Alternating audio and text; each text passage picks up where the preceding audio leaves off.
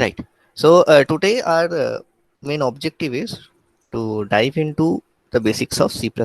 Now you all are comfortable with C programming. I know that. And the point is to, make the transition from C to C++ as smooth as possible. Right.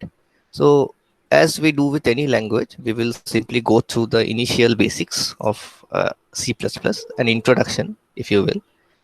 So obviously, since we are studying it in the object-oriented methodologies class, C++ is a object-oriented programming language, and it was developed by Jan, right, at AT&T Bell Labs.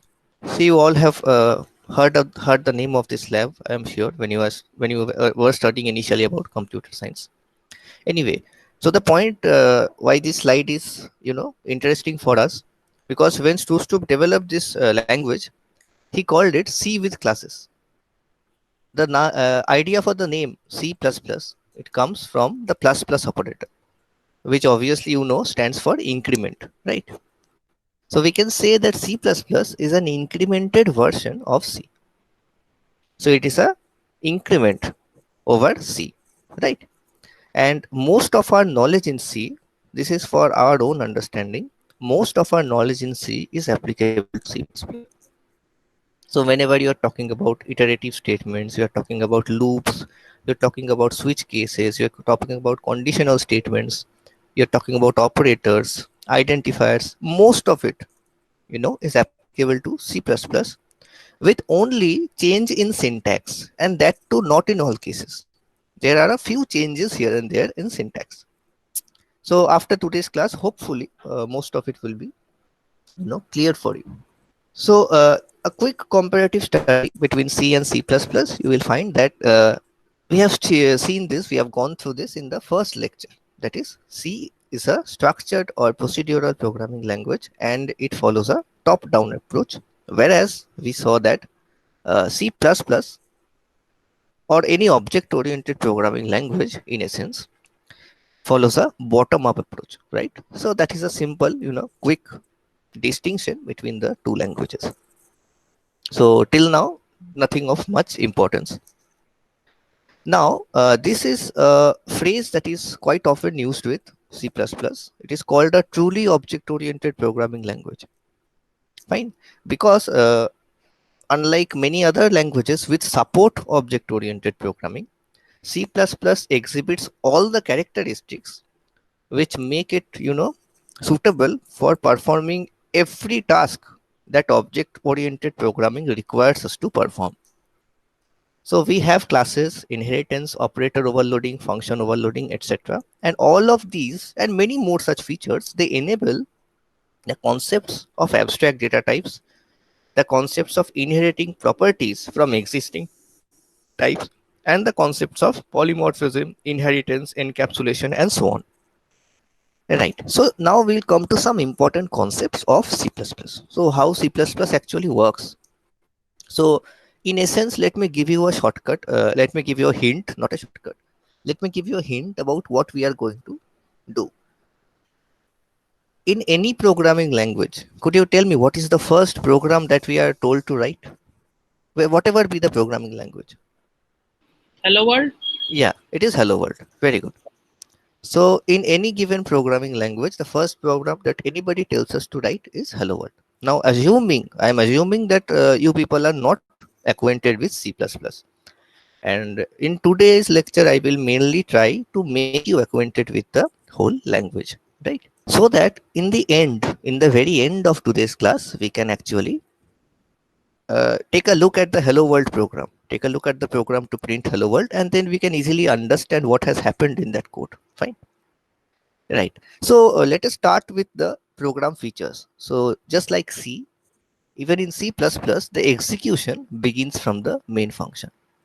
This part we have already revisited in the previous class also. Anyway, execution similar to C begins in the main function itself, and there is a notable point that the multi-line comments that we now also can use in C were initially introduced in C++. Then they were shifted over from C++ to C also, because the compilers basically the same compiler supports both. Anyway, So this is just a quick snapshot of the program feature, because this confusion should not be in mind. Just like C++ programming, the execution also begins from the main function. Right? Okay. The next thing is the concept of a namespace. And from here on, we are actually diving into what C++ is bringing for us, right? So just take a look at this code. I've written a code here. Take a look at this code and please try and tell me what is the output. Is this code correct? Is this code wrong? If it is wrong, why is it wrong? Just type it in the chat box. Yeah. So let me do something. I'm just pasting the code in the chat box for you people, right? So you can simply, yeah. Okay. So Ayush has an answer. I would love everybody else to answer, right? Ayush, I got your point, right? I got your point. Okay. Okay. Right. Right. It's wrong. So the point that you all have, the point that you all have is that a, the variable called a, is associated with int. But after that, you will find that there is a line where a is associated with double, right? So what is the format specifier for double?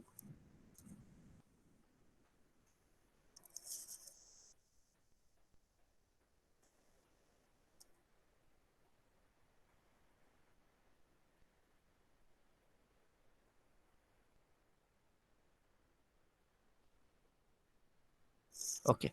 So there is a anyway, the point you are supposed to note here. See, even if the code were like this, right? Even if in space of double A, I had float A. In that case, what would be the problem with the code? What would be the problem with this code that I sent you just now in the chat?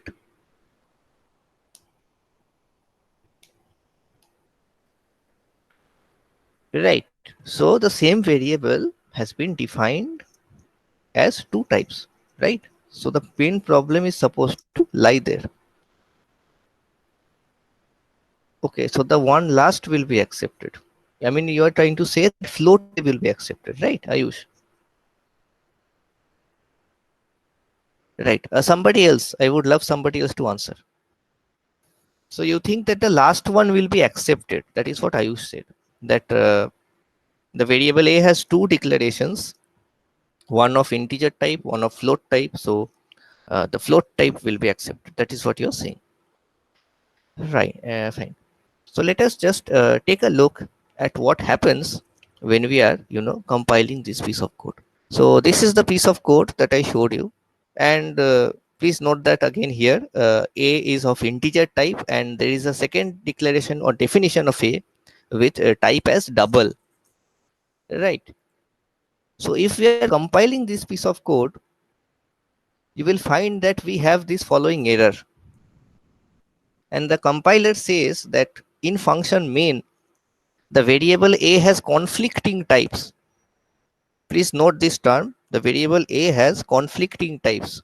So what you were saying, that the second one will be accepted or the first one will be accepted, none of that happens. The C compiler simply tells us that was it is your problem. You have used the same variable name for different data types. That's all. So it's a conflict. You cannot do that. So it has pointed out for us. Note that the previous definition of variable A was here. Right. So this is what actually happens. So you are most welcome to, try out this code at home. I'm sure you will be getting the same result. Fine. So what we can gather from this point is, so if you have any other doubts or queries, none, I think. Okay. What we can gather from here is that the C compiler is basically not at all, ready to dive into any conflict. No. If you are declaring, defining multiple variables of the same name but of different data types, the C compiler is not ready to bother about it. So the way you are thinking, or the way I am thinking, that maybe it will take the last one.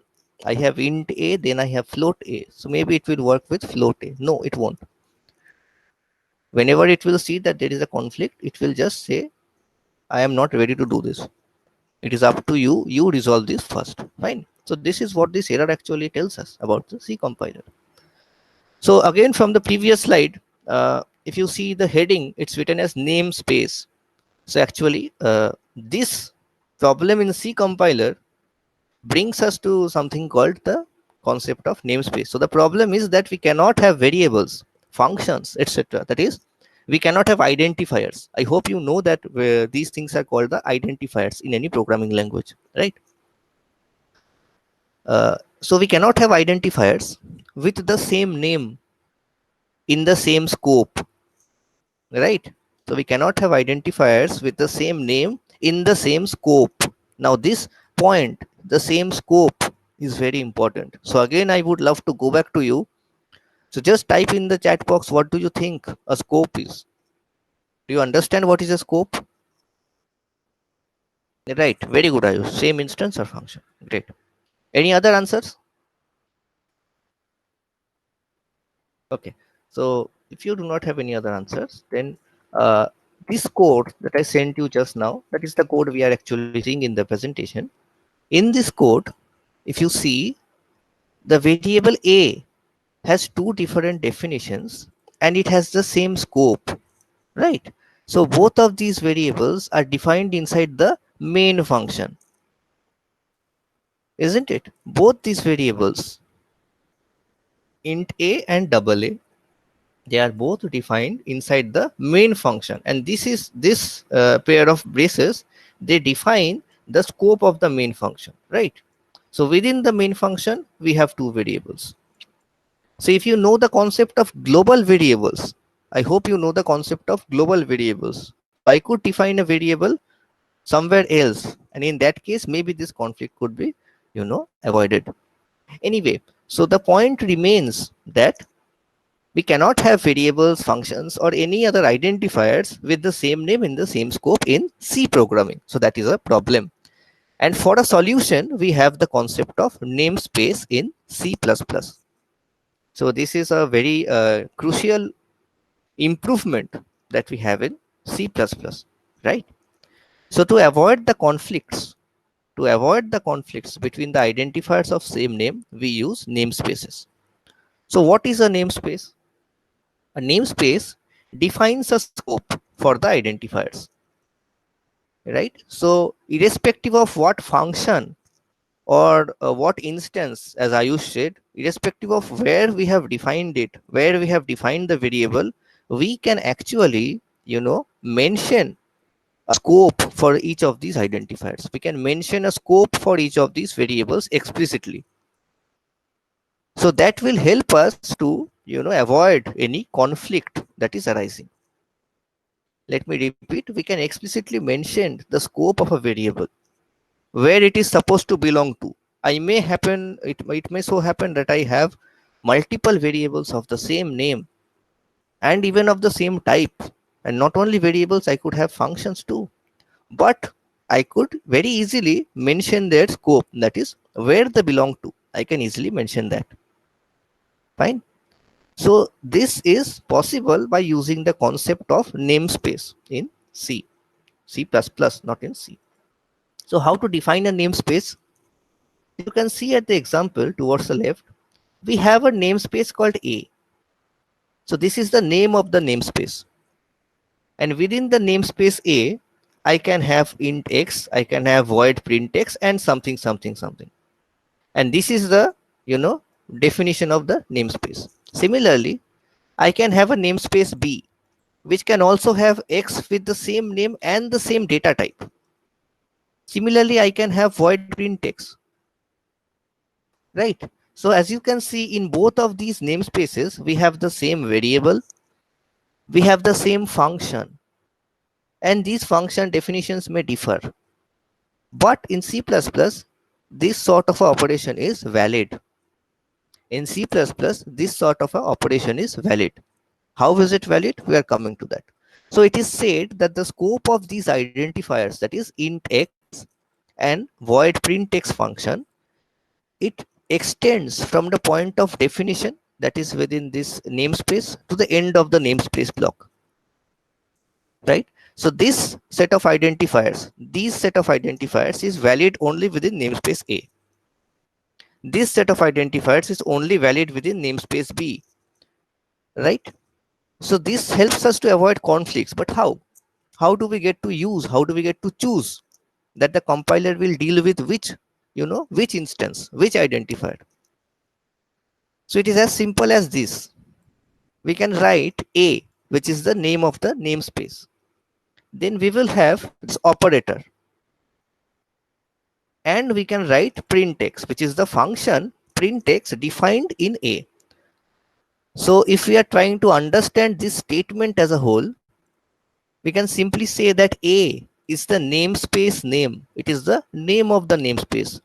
And we are using the scope resolution operator. This is called the scope resolution operator, this double colon, right?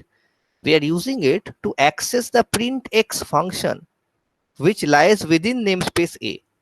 So I am actually referring to this printx function, which is within A. So how do I refer to it? I refer to it by writing A scope resolution printx. As simple as that. Right. Similarly, we can refer to the printx function within the namespace B the same way by using the scope resolution operator. So here B is the namespace name, and we are using the scope resolution operator to access printx function of namespace B. So in essence, we are accessing from within namespace B this printx function. The same thing we could do for accessing the variables x. So I could write A scope resolution operator x. That would refer to this x value.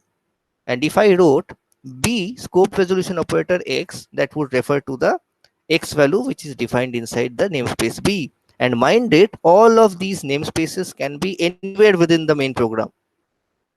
So there is no problem with the concept of scope, right?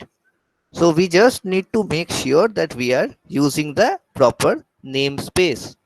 Yeah, we are using two values, but did we ever say that those values are in separate programs? No. What we are saying is we can have multiple definitions for the same variable, and we can specify which definition to use by using the property of namespaces. So in C program, as we do not have the concept of the namespaces, as you saw in the previous example, right, in C program, we get an error. It tells us that you cannot use conflicting types. But in this case, in the case of C++, we can use within the same main function, we can use namespaces. But that does not, yes, there is always one main program. Do not ever think, never ever are you supposed to think that you can have more than one main program in a main function in a program. No, every program will have only one main function, right? So there will only be one program inside the main program, inside the C++ program, sorry. There will be only one main function inside any C++ program. So please keep that in mind. Nothing is changing. Nothing is changing. We are only trying to understand the concept of a namespace. That's all. So to access the identifiers in the namespace, we can write A scope resolution and printx. Same thing for B. So this is how we can actually tell the compiler which namespace we are supposed to refer to. And this concept we will be using later when we are actually writing our program on Hello World. We will be understanding a better implementation of this concept of namespaces, right? So next thing that we need to know is the concept of getting an output in C++, right? So a sample output statement in C++ looks like this. So we have something called cout. Then we have arrows, and we have a string where it is written hello world, and we have the semicolon. So in this statement, if you compare it, if you think about the original output statement in C program, which is the printf statement. So in comparison to the statement, we have two new features here. One is cout, the other is this operator. So the identifier cout is nothing but a predefined object. So we are working with classes and objects. Here cout predefined object, and it is supposed to represent the standard output stream. Now this is a mouthful of words, standard output stream. But what does it mean? The standard output stream is thought of as a flow of data from the main memory to the output device, right? So the standard output stream is thought of as a flow of data from the main memory to output. So if that is the standard output stream, and cout, which is a predefined object in C++, it represents output stream, that means cout is supposed to represent the flow of data from the main memory to the output device, right? And in we are talking about output. In general, the standard output stream is our computer screen, where we can get to see the output, right? In general, the standard output stream is our computer screen. So we can say cout object of those operators and helps to display the data by taking it from the main memory and showing it on the output device, that is our screen. So this is about cout. This is about the role of cout. What about this operator? It is called the insertion operator or the put to operator. It is called the insertion or put to operator. So what does it do? It sends the content of the variable on its right to the object on its left. So again, if you take a look at this statement, cout double arrow within double quotes hello world. So this part, the one that I've highlighted right now, this is the variable. It can change. You can pass anything here, any string here, right? And cout is the object. As we saw, cout is a predefined object. And what does this operator do? It takes this variable on the right side.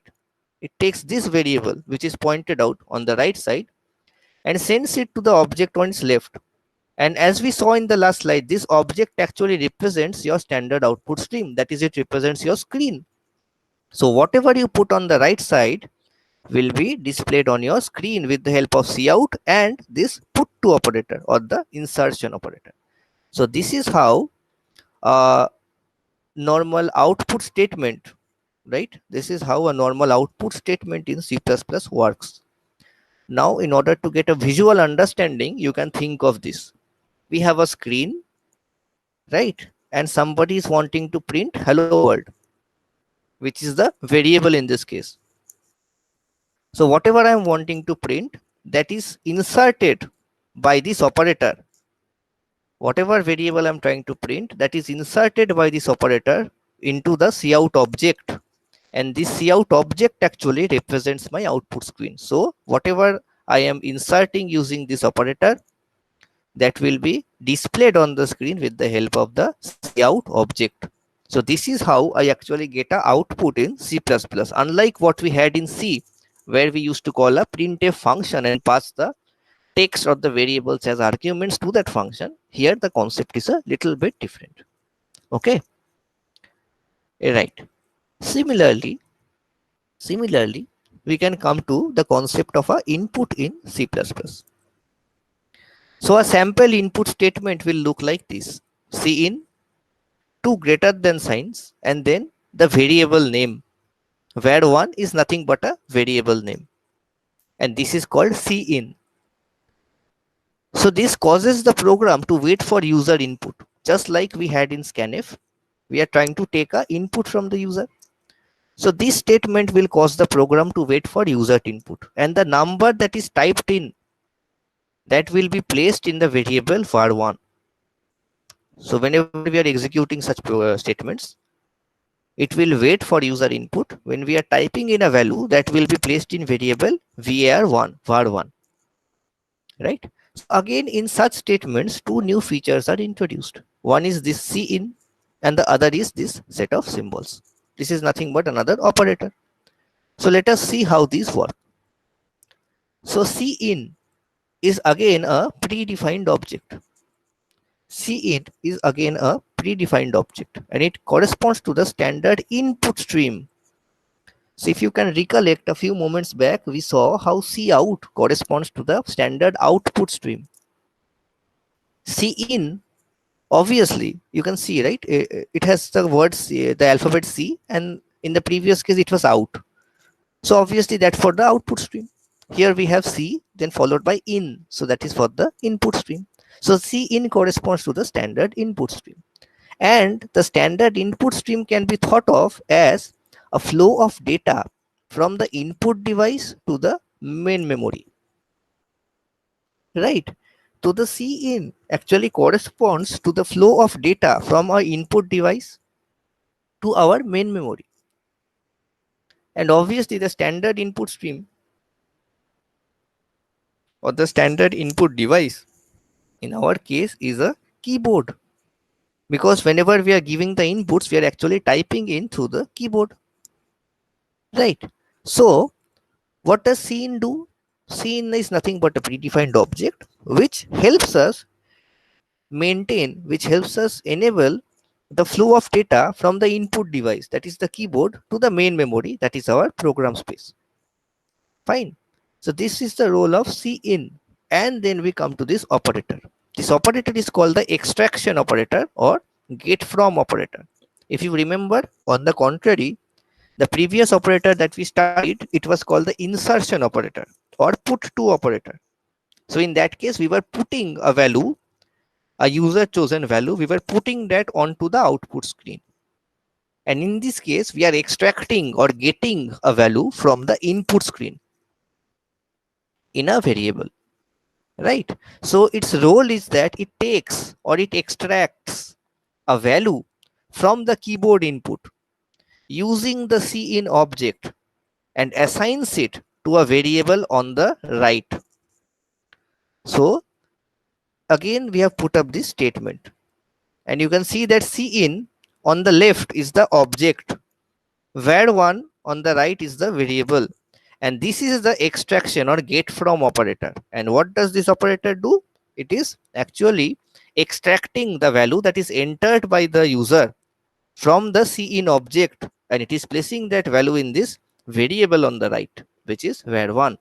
So this is again what we use to take a input from the user in C++ programs. Okay, this is what we use to take input from the user in a C++ program. So this is again visually understood in this manner. So we have a keyboard, we are typing in something which is being utilized by the object Cin, right? Whatever we are typing in, that is flowing from the keyboard input to the object Cin, and we are actually extracting that using this extraction operator. We are extracting it using the extraction operator or get from operator, and we are taking it into the 2.66 or whatever value the user is input, we are putting it into the variable, right? So from the keyboard the input is being taken using this object, and the operator is ensuring that we are taking this object, extracting this object's value through this object, extracting the value through this object and placing it into the variable, right? So this is about the input and output statements in C++. So these correspond obviously to the statements printf and scanf that we originally had, right? So next we have something called cascading of input output operators. This is called cascading. It is a new concept, but it is nothing that we do not, we do not relate with. It is something that we can relate with very much. So let us think of this statement: Cout sum is sum. So obviously in this case we know now what Cout is, we know now what this operator represents. Sum is, this is nothing but a string, so this will be printed on the output screen. And again we have this operator, this insertion operator. And what are we inserting? We are inserting the value of variable sum. We are inserting the value of variable sum. So in this case, this operator is repeatedly used, right? It is used twice. We can use it any number of times. So first we are sending the string sum is to the cout object.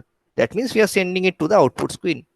And next we are sending the value of variable sum to cout object. That is, we are then printing the sum value of the variable sum in the output screen. So in this way, we can cascade this input output operator any number of times that we need, any number of times that we require, right? So this is one confusion that many people have, that sir, in printf statement it was not like this, we used to work in a different way. So how do we print a string and a variable value together? So this is how you print a string and a variable value together in cout, in C++ using cout. Okay, right. Similarly, you can cascade the input operator too. You can write C in and you can place this operator once, then one variable. Place this operator again, take another variable. So here this operator, this extraction operator is repeatedly used and the values are assigned from left to right. That is, the first keyboard input that you are giving, that is stored in variable num1, and the second keyboard input that you are giving, that is stored in variable num2, right? So obviously this is a contemporary, this is a replacement of the scanf statement using which we could take multiple inputs from the user. So from this you can understand hopefully that we can use cin and cout in the same way that we have learned how to use printf and scanf statements, right? And we will be getting acquainted with more of these when we are working through the programs one after the other, right? So there is a question that we have that is quite normal to have, that is uh, the C in, this corresponds to the scanf in C. Whenever we are writing a C in statement, that is for input, so it corresponds to scanf. Similarly, the statement with cout, it corresponds to printf, right? But in C programming, we knew that printf and scanf were defined in a header file, and we had to include this header file, right? We had to include this header file stdio.h. So is there a similarity? Is there a similar manner where cin and cout are defined in a header file? So this is a very crucial question, right? And the answer is that the header file, these things are defined. Cin and cout are objects. Similarly, the put to and get from, that is the insertion and extraction operators. So all of these things that we use for input output are defined in a header file called iostream. IOSTREAM. All of these are defined in a header file called iostream, and it needs to be included using the preprocessor directive at the beginning of the program. So this we already know from our C programming classes, that we need to do this hash include, and within angular brackets we will write iostream. So here you will have another doubt, sir. We used to have stdio.h in C programming, right? Even in C++, the older versions of C++, they used iostream.h. But nowadays, the versions that we get to use even online or offline, right? In all of those versions, we can simply work with iostream. In that case, if you write the .h part, you will be getting an error. So whichever compiler you are using now, please try writing iostream only. So for working with the header file, for working with input output statements, we need to include iostream. This is one part of it. Why? Why is this one part of it? Because that is not all. Very alarming. Only including a header file will not do. Why will it not do, sir? That is where we come back to the concept of namespace, which we saw in the very beginning of today's lecture. This is where we are coming back to namespace. Because within the iostream file, please make sure you understand this. Within the iostream file, the objects cin, cout, the operators put to and get from, etc., all of these are defined in a namespace which is named as std. Again, there is a iostream file And within that IOStream file, we have multiple namespaces because C++ supports namespaces, right? So the developers, what they did was they created a namespace, a particular namespace called std. And within that namespace, they have defined the objects cin, cout, these operators, and all other things that are required for input output operations. So it is not complete if we only include the IOStream header file. That is not all. We also have to mention that we are working with the namespace called std. So we have to resolve the scope, right? As we saw in the previous case, we have to resolve the scope. If you remember, here we saw that in such case we can have two namespaces with the same variables and same values. So if we are trying to use the function printx of namespace b, what do we write? We write this b, which is the namespace name, followed by scope resolution, followed by the function name or the member of that namespace. Similarly, here in the IOStream file, all the input output operation related identifiers are defined inside a namespace which is called std, and std stands for standard. That is something that is not very crucial to understand. The crucial thing is within IOStream file there are many namespaces, and in one namespace called std we have the input output related identifier. So what to do to use all of these things? we need to refer to the std namespace. So this is the only reason why we went through the concept of namespace first, because if we don't understand the concept of namespace, we don't understand any of this. So in order to use cout, and in order to use the cout statement with this operator and cout, we have to write std, which is the name of the namespace, then the scope resolution operator, and then the normal statement. So I hope this part is clear to all of you.